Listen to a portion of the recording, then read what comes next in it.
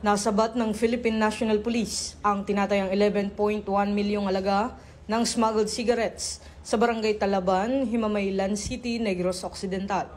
Sa joint operation ng Regional Maritime Unit Negros Island Region at Himamaylan City Police Station, naaktuhan ng dalawang lalaki, edad 42 at 39 anyos, habang nagbababa ng mga kahon ng ipinuslit na sigarilyo mula sa isang Fuso panel truck. Nabigo silang magpakita ng mga dokumento mula sa Bureau of Customs.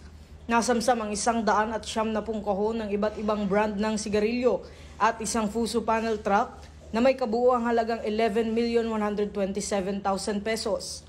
Dinala ang mga suspect sa Maritime Law Enforcement Team sa Bacolod City at kakasuhan ng paglabag sa Republic Act 10863 o Unlawful Importation at Republic Act 10643 o Graphic Health Warnings on Tobacco Product Act.